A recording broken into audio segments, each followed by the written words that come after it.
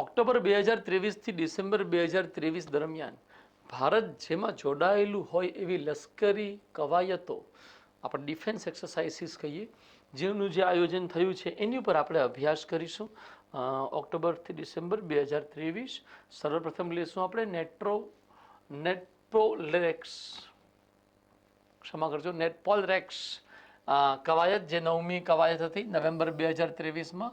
પ્રદૂષણના પ્રતિસાદ આપવા અંગેની કવાયત હતી, આપણા ગુજરાતના વાડીનાર ખાતે આયોજિત થઈ અને એનું આયોજન ભારતીય કોસ્ટગાર્ડ દ્વારા કરવામાં આવેલું. આ આયોજન શું હતું તો કે નેટપોલરેક્સ 9 એ national oil spill disaster contingency plan ના અમલથી જોડાયેલી છે, જેમાં દરિયાઈ તેલના પ્રદૂષણના સંબંધમાં કવાયત આયોજિત થાય છે. મતલબ જે ઓઇલ ખનિજ તેલની અવર જવર થઈ રહી છે, પરિવહન થઈ રહ્યું છે, એ પરિવહનની અંતર્ગત જે ખનિજ તેલ રિસાઈને દરિયાના પાણીમાં જાય છે એના કંઈક સમાધાન માટેની આ એક કવાયત હતી. આગળ વધીશું. બીજી કવાયત છે ઓસ્ટ્રા હિન્દ 23 કવાયત, જે નવેમ્બર ડિસેમ્બર દરમિયાન એની બીજી આવૃત્તિ ભારત અને ઓસ્ટ્રેલિયા વચ્ચે આયોજિત થઈ. પર્થમાં આયોજન થયું એનું, અને આ એક સંયુક્ત આર્મી કવાયત હતી, લશ્કરી કવાયત છે. નેવી એરફોર્સ એમાં સામેલ નથી. અને 2022માંની પ્રથમ આવૃત્તિ આવેલી, જેનું આયોજન રાજસ્થાન ખાતે કરવામાં આવેલું. આગળ વધીશું યુવાનો. મિત્ર શક્તિ એક્સરસાઇઝનું આયોજન ભારત અને શ્રીલંકા વચ્ચે નવેમ્બર 2023માં થયું, જે 9મી આવૃત્તિ હતી કે જેની શરૂઆત 2012થી થયેલી છે. ક્યાં થયું? પુણેના ઓંધ ખાતે એનું આયોજન થયું. અને આ પણ એક લશ્કરી કવાયત હતી, જેમાં આર્મી સામેલ હતી પરંતુ નેવી અને એરફોર્સ નહીં. આગળ વધીશું. આપણે એક ઓર કવાયત લેશું, વજ્ર પ્રહાર 2023 કવાયત, જે ભારત અને યુનાઇટેડ સ્ટેટ્સ ઓફ અમેરિકા વચ્ચે આયોજિત થતી હોય છે અને એની 14મી આવૃત્તિ નવેમ્બર ડિસેમ્બર 2023માં આયોજિત થઈ છે. સંયુક્ત વિશેષ દળોની કવાયત છે, સ્પેશિયલ ફોર્સિસ એમાં સામેલ થાય છે.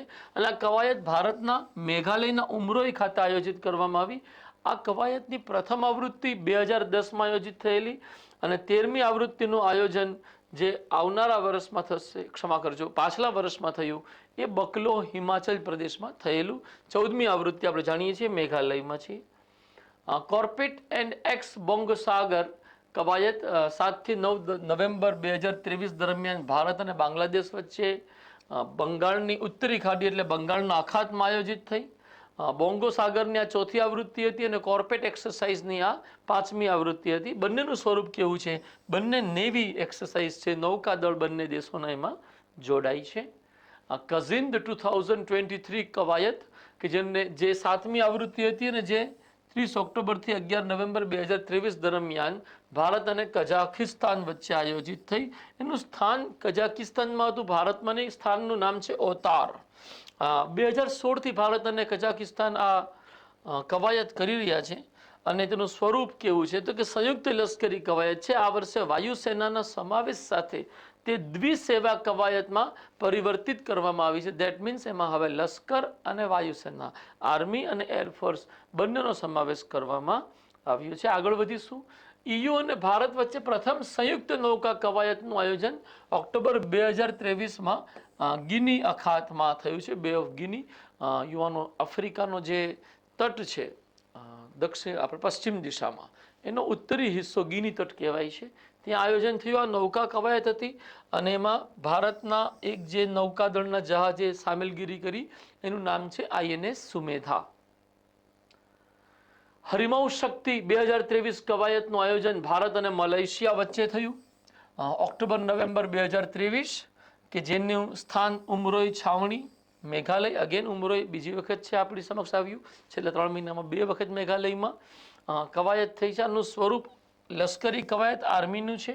આ 2012થી ભારત અને મલેશિયા કરી રહ્યા છે. કેમ્બ્રિયન પેટ્રોલ કોમ્પિટિશન 2023.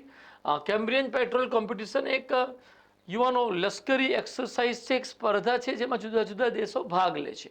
અને આ સ્પર્ધાનું આયોજન બ્રિટન દ્વારા કરવામાં આવે છે અને બ્રિટનમાં આયોજિત થતી આ સ્પર્ધામાં ભારત પણ ભાગ લે છે.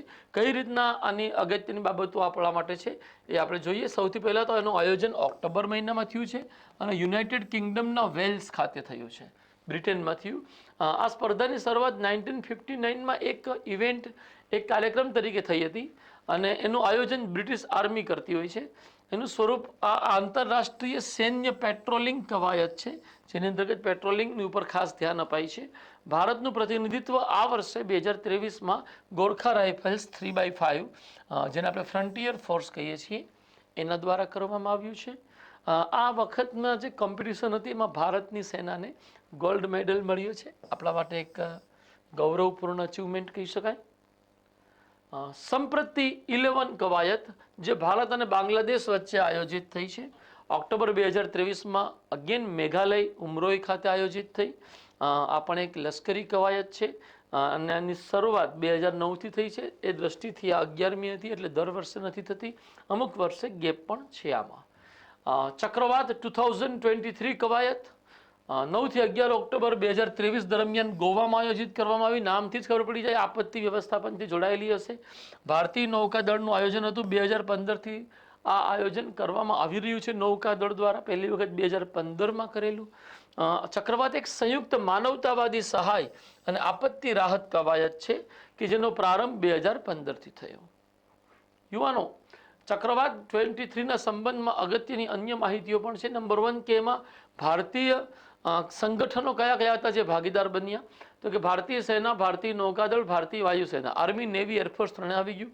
અર્ધલશ્કરી દળો અને આપત્તિ પ્રતિભાવ સંસ્થાઓ, વિવિધ NGOs અને શૈક્ષણિક સંસ્થાઓ વગેરે વિવિધ સંસ્થાઓમાં ભાગીદાર રહી.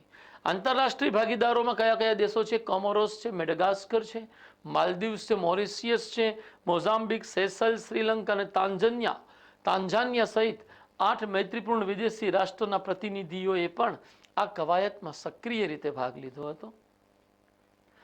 ભારત NCX 2023 કવાયત જે ઓક્ટોબર 2023માં આયોજિત થઈ, આ એની બીજી આવૃત્તિ હતી. એનું સ્વરૂપ સાયબર સુરક્ષા થી જોડાયેલું છે. સાયબર સુરક્ષા હાઇબ્રિડ એક્સરસાઇઝ છે. એનું આયોજન રાષ્ટ્રીય સુરક્ષા પરિષદ સચિવાલય, રાષ્ટ્રીય રક્ષા યુનિવર્સિટીના સહયોગથી ભારત સરકાર દ્વારા કરવામાં આવ્યું છે. એનો ઉદ્દેશ સરકારી સંસ્થાઓ, મહત્વપૂર્ણ ક્ષેત્રની સંસ્થાઓ, જાહેર અને ખાનગી સંસ્થાઓના વરિષ્ઠ અને તકનીકી કર્મચારીઓને આની હેઠળ તાલીમ આપવામાં આવે છે સાયબર સુરક્ષાના સંબંધમાં.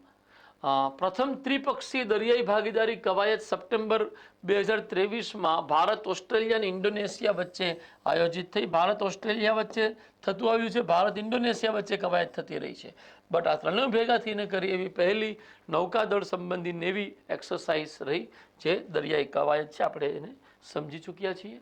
આ સિમ્બેક્સ ભારત અને સિંગાપોર વચ્ચેની એક એક્સરસાઇઝ છે જેનું આયોજન સપ્ટેમ્બર 2023માં સિંગાપોર ખાતે કરવામાં આવ્યું. આ નૌકા કવાયત હતી. 1994થી આપણે સિંગાપોર સાથે આ કાર્ય કરી રહ્યા છીએ.